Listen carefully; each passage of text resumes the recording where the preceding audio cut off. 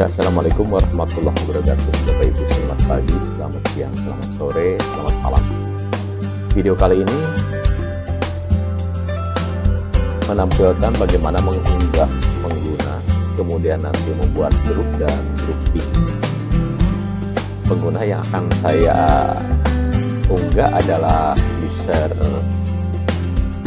siswa ya. Pada video sebelumnya sudah disampaikan tentang bagaimana mengupload cohort. Nah, ini adalah bagian lanjutan, video lanjutan dari video sebelumnya.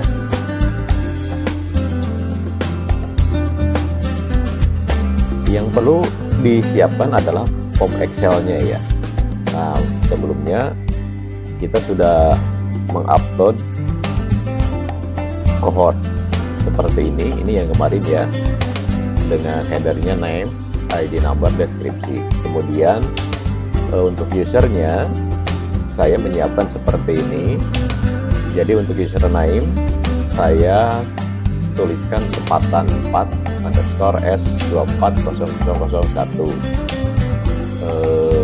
artinya SMP 4 sepatan siswa yang diinputkan tahun 2004, dan ini nomor urutnya karena jumlahnya cukup banyak, ratusan gitu ya.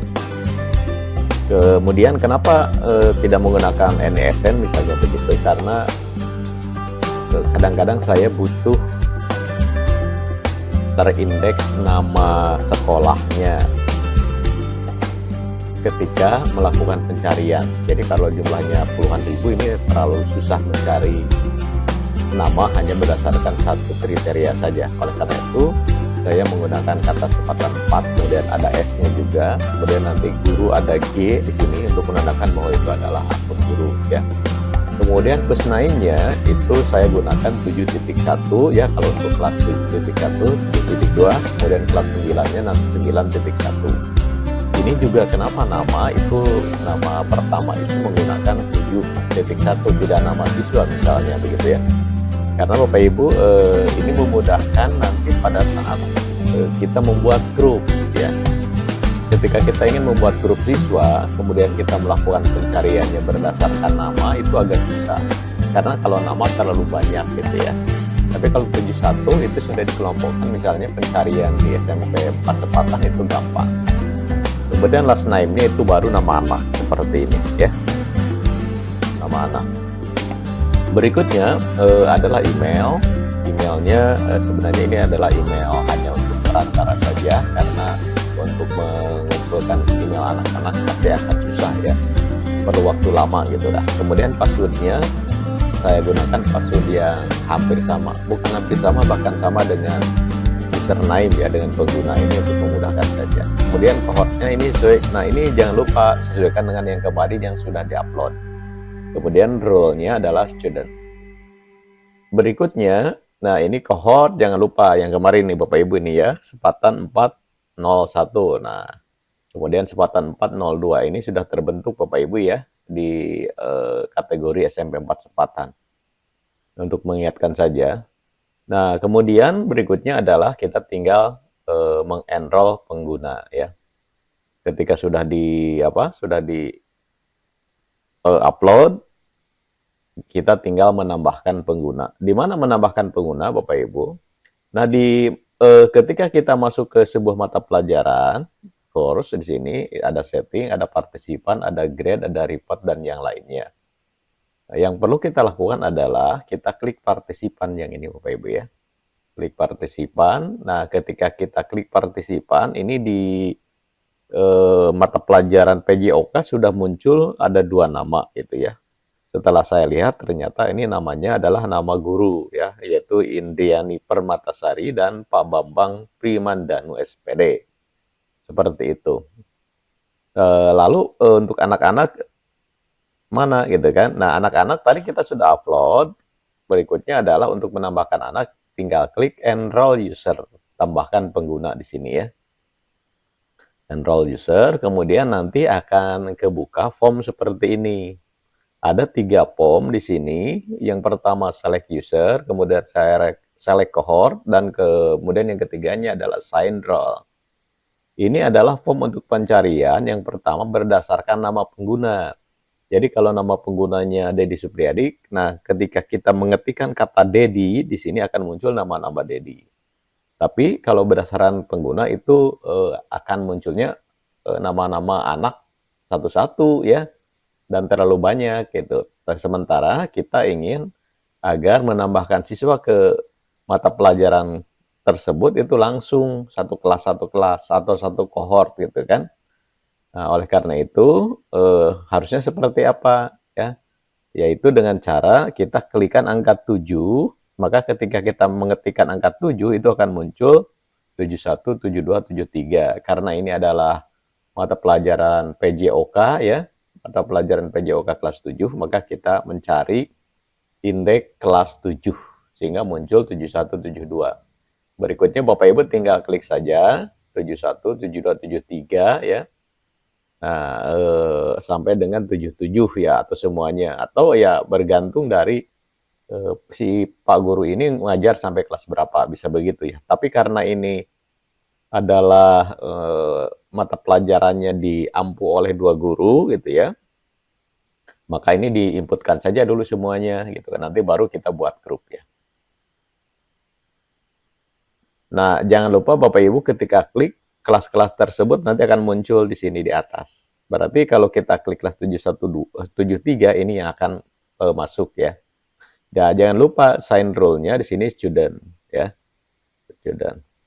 Nah, setelah diinput ya sign ditambahkan nanti akan muncul nih nama-nama. Tadi kan 73 sama 72 ya. Cohortnya kan. Nah, seperti ini Bapak Ibu. Berikutnya grup dan grouping. Grup itu apa sih ya? Nah, di model grup atau grouping itu adalah fitur yang membantu sekali ya dalam pengelolaan peserta didik dalam sebuah kursus atau mata pelajaran. Nanti manfaatnya seperti apa akan saya jelaskan. Nah, grup ini adalah kumpulan peserta didik yang dikelompokkan bersama dalam suatu pelajaran kelas ya. Kalau kita menyebutnya kelas 71, 72, 81, 8A, atau kalau dengan nama, ada yang dengan nama juga ada kelas, siapa tuh,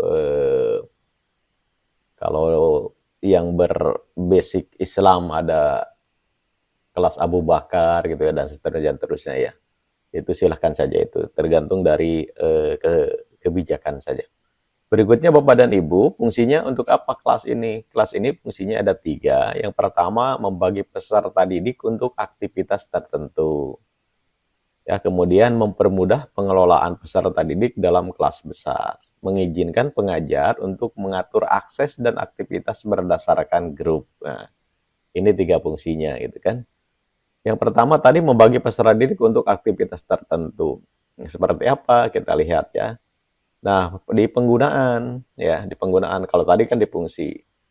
Nah, digunakannya pertama pada aktivitas seperti forum, kuis atau tugas, guru bisa menentukan apakah aktivitas tersebut hanya dapat diakses oleh anggota grup tertentu atau tidak.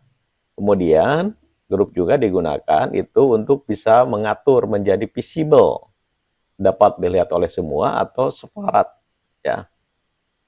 Hanya anggota grup yang bisa melihat aktivitas grup tersebut. Ini penggunaan dari fungsi grup ya, yang ini tadi itu yang 3. Jadi ketika digunakan untuk apa saja, digunakannya adalah seperti ini.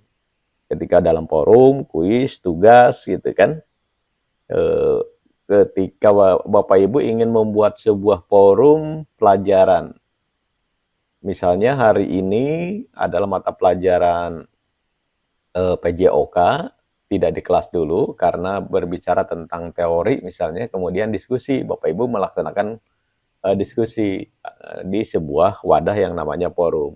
Nah, pada saat diskusi itu kan kelas yang diajar tidak semuanya, kelas yang diajar itu hanya kelas 71 misalnya gitu kan.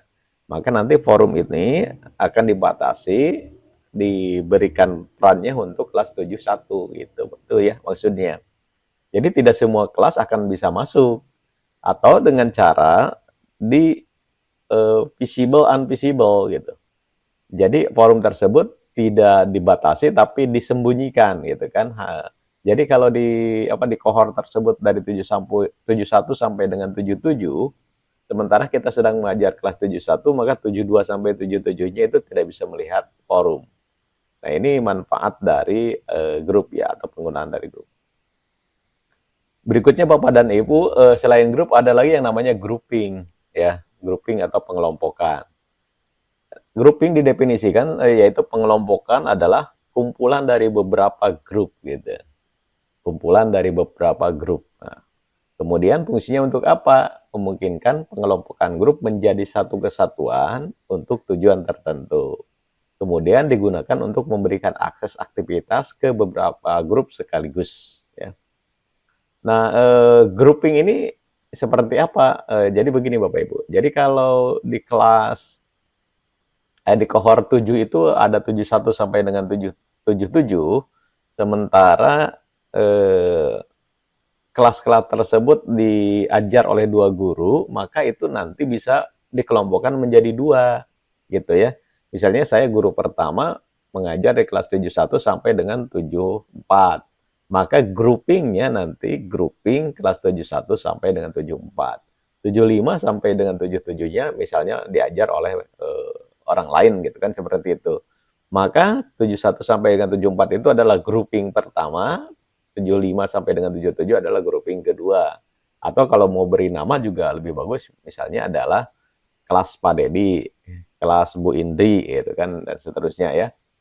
Nah, itu grouping ya. Grouping ilustrasinya seperti itu. Ini biasanya digunakan yaitu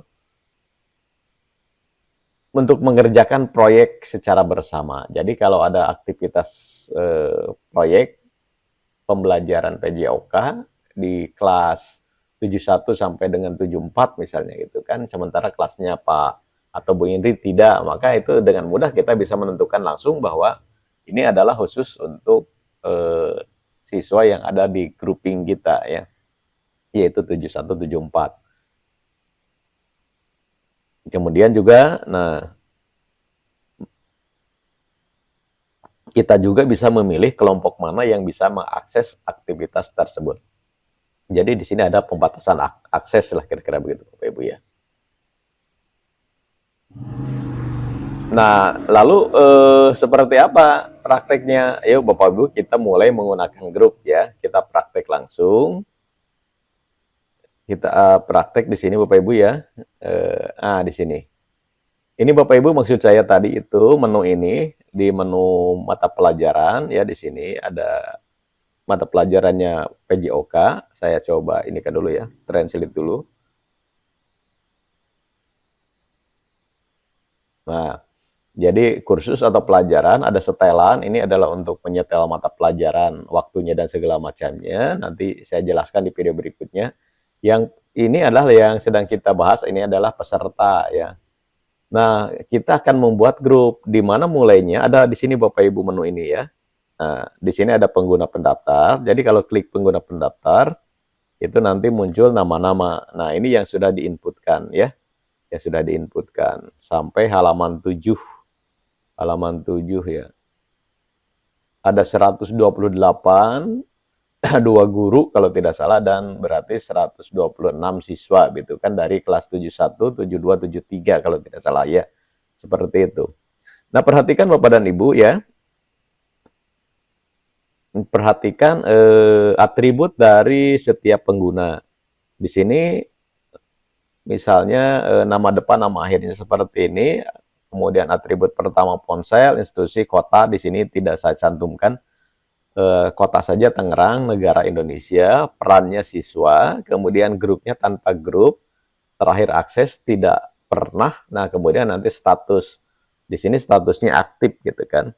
Ada status aktif, kemudian di sini ada petunjuk status pendaftarannya ya. Petunjuk status pendaftarannya didaftarkan secara manual, tidak siswa yang langsung mendaftar begitu ya. Kemudian di sini ada edit pendaftaran. Nah, isinya bisa kita lihat. Di sini metode pendaftarannya kan manual ya. Kemudian status siswa aktif. Jadi kalau kita mau mengaktifkan atau menonaktifkan, itu di sini fungsinya ya. Kemudian pendaftaran dimulai. Jadi ketika di-upload itu tanggal 19 Juli 2004 jam 20. Durasi pendaftaran tidak terbatas, jadi dia bisa kapanpun gitu kan. Kemudian pendaftaran terakhir, nah ini kalau mau diaktifkan boleh, misalnya klik aktifkan. Jadi dia hanya bisa daftar sampai dengan tanggal berapa ke mata pelajaran gitu kan, karena tidak ada batasan kita non checklist. Pendaftaran telah dibuat pada Jumat 19 Juli 2024. Nah, contoh ya. Nah, itu Bapak Ibu ya, bagian dari edit yang ini. Kemudian di sini ada delete ya, hapus pendaftaran mata pelajaran. Jadi kalau kita ingin bahwa anak ini tidak masuk ke mata pelajaran PJOK, ini bisa di delete gitu kan. Di delete tidak berarti delete pengguna secara sistem Bapak Ibu ya, tapi ini di delete hanya dia di kelompok mata pelajaran PJOK ini gitu kan. Secara sistem artinya secara database dia tetap ada di database cohort 7.1 atau 7.2 ya, seperti itu Bapak dan Ibu. Lanjut, nah kita akan membuat daftar ya, kembali kepada tema kita. Di sini ada grup, ada grouping yang ini ya, kemudian ada gambaran. Kita klik grup saja Bapak Ibu. Nah, di sini ada dua bilah kosong, ada grup dan ada anggota dari.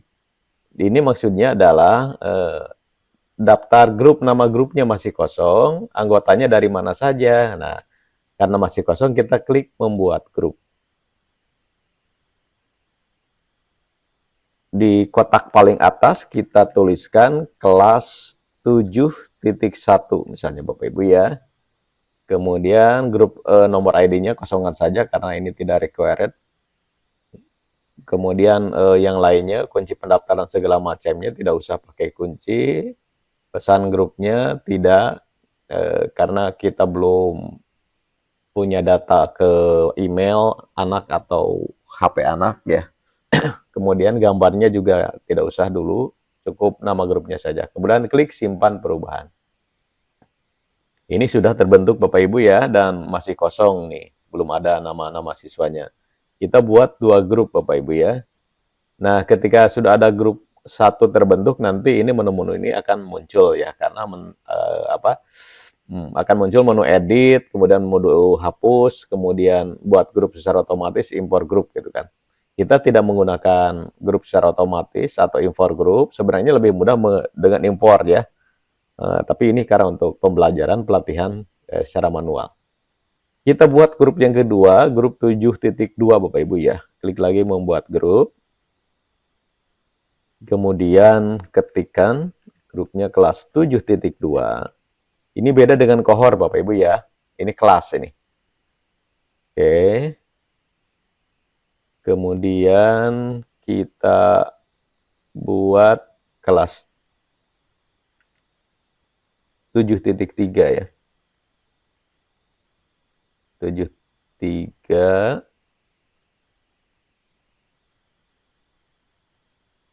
74.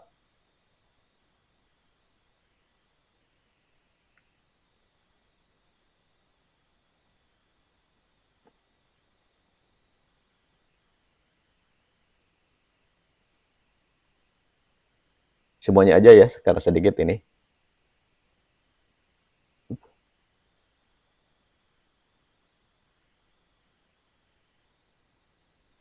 75 ya. Kelas titik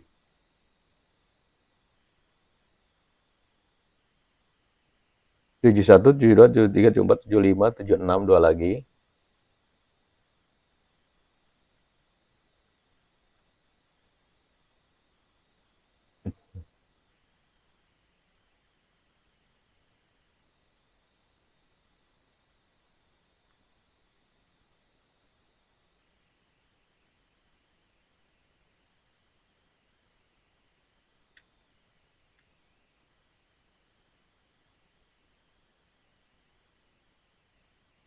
Nah, Bapak Ibu, ini sudah terbentuk grup, kemudian kita akan menambahkan anggota grup ya. Kita akan coba masukkan untuk grup 7.1 dulu Bapak Ibu. Nah, kemudian Bapak Ibu di sini anggota dari kelas 7.1 masih 0. Tambahkan di sini ya, tambahkan.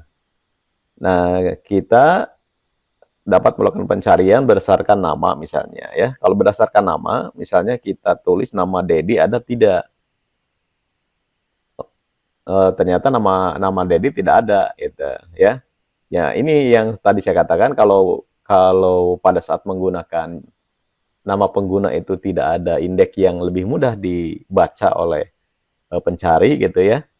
Kita menggunakan yang relatif sama seperti kelas ya.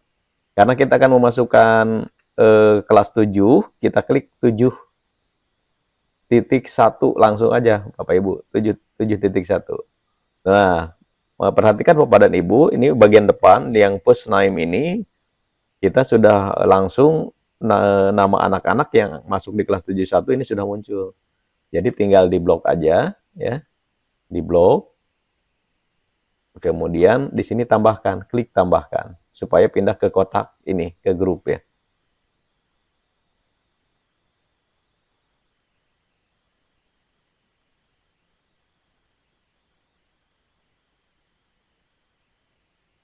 Nah, ini sudah Bapak Ibu ya, masuk. Kembali ke grup dulu untuk melihat. Nah, sudah ada Bapak Ibu ini. Kelas 7.1, 42 anak. Kemudian kita masukkan kelas 7.2 ya. Nah, sama juga prosesnya seperti itu Bapak Ibu ya. Ketikkan 7.2. Nah, langsung akan muncul nama anak yang nama pertamanya kelas 7.2.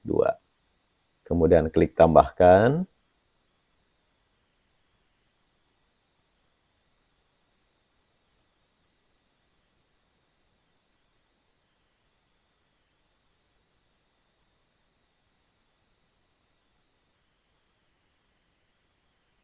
Oke, kembali ke grup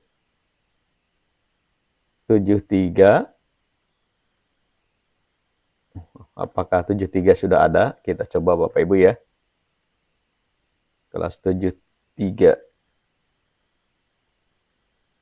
Oh, sudah ada. 73 sudah dimasukkan ke kelas PJOK ya. Klik tambahkan.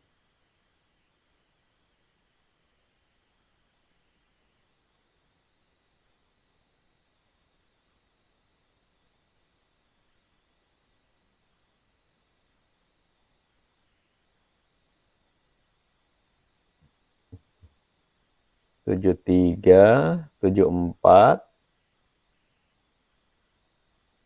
tambahkan siswa 74.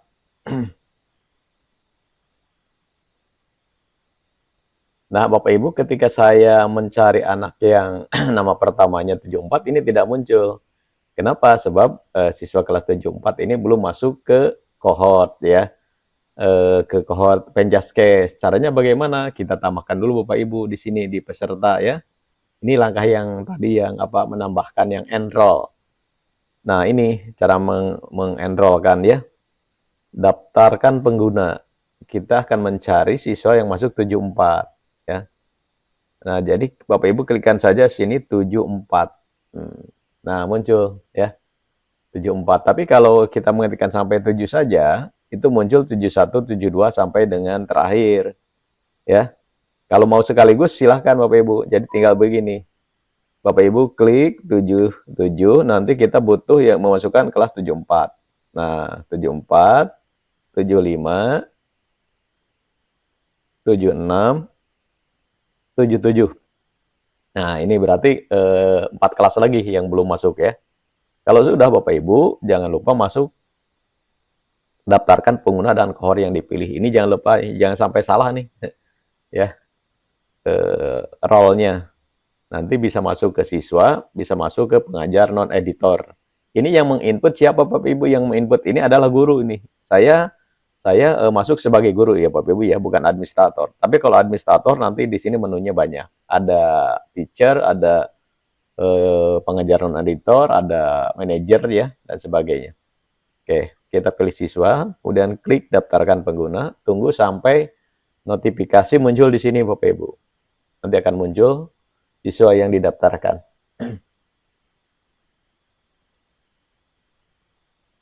Tunggu sebentar, sedang menambahkan.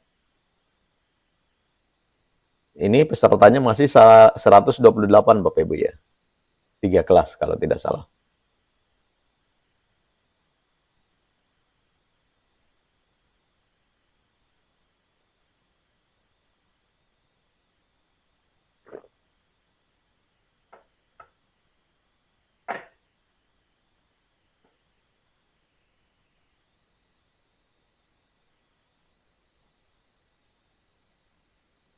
Nanti kalau agak lambat, Bapak Ibu bisa tidak harus sekaligus 4 kelas atau 5 kelas, bisa satu kelas ya.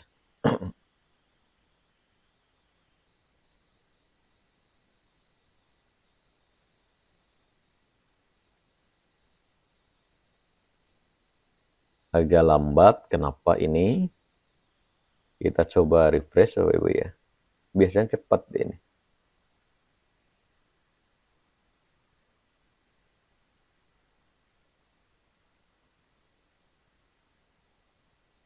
Oh, sudah Bapak Ibu ternyata ya. Ini bisa dilihat di sini, 295. Jadi jumlah siswa SMP 4 kelas 7 itu 293 ya. Yang kelas 7, yang 2 kan guru ya. Nah, Bapak Ibu ya. Perhatikan. Nah, ini tadi yang sudah masuk grup 71 nih. Ini yang lainnya yang 77 ini belum ada grup kan ya. Karena mereka-mereka ini baru di-upload. Kita kembali ke peserta, kemudian kembali ke grup ya. Kembali ke grup. Coba kita tambahkan siswa baru. Nah, 74 kan masih kosong Pak ya. Channel. Kita tambahkan, coba sudah masuk belum? 74. Sudah ya. Nah, ini 74.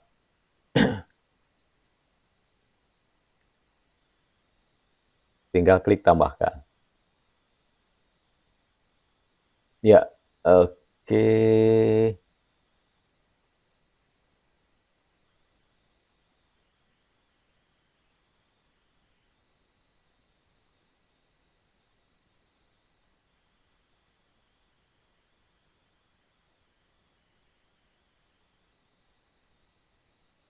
Nah, sudah terbentuk Bapak Ibu ya.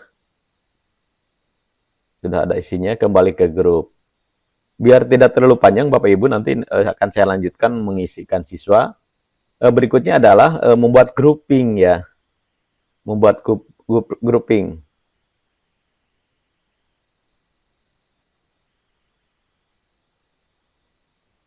Nah, Bapak Ibu, saya akan menjadikan grup 71, 72, 73, 74 ini menjadi 2 grouping. 71, 72 ini nanti menjadi siswa yang ada di kelas saya, sementara 73, 74 untuk guru olahraga lainnya gitu ya. Misalnya seperti itu skenarionya. Caranya klik menu grup, kemudian klik pengelompokan. Nah, yang ini Bapak Ibu. Klik pengelompokan. Nah, buat pengelompokan ya. Klik di sini, pengelompokan. Nah, kita buat judul groupingnya apa? Misalnya kelas, ini contoh aja Bapak Ibu ya. Kelas PJOK, kelas PJOK, Pak Dedi ya. Pak Dedi. Ini contoh aja. Kemudian klik simpan perubahan.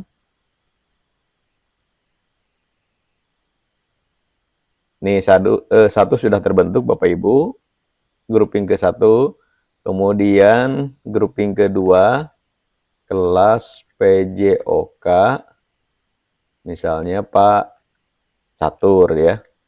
Pak Catur. Nah, kelas PJOK Pak Catur. Klik simpan perubahan. Nah, sudah 2 kelompok Bapak Ibu ya.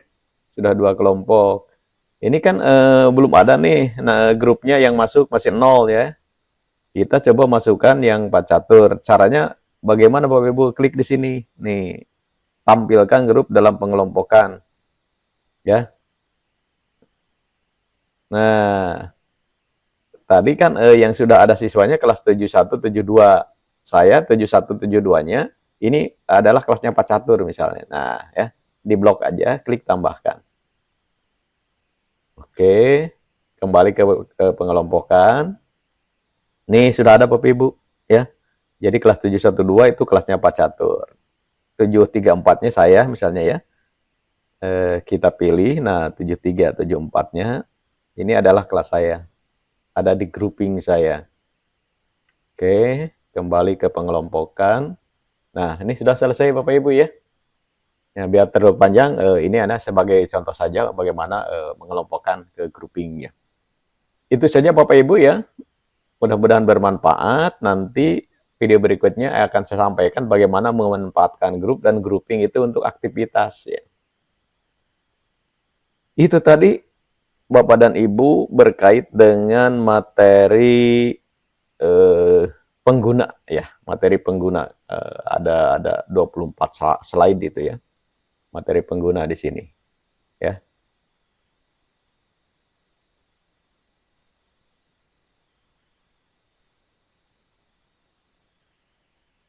Oh ya, itu tadi Bapak Ibu, terima kasih.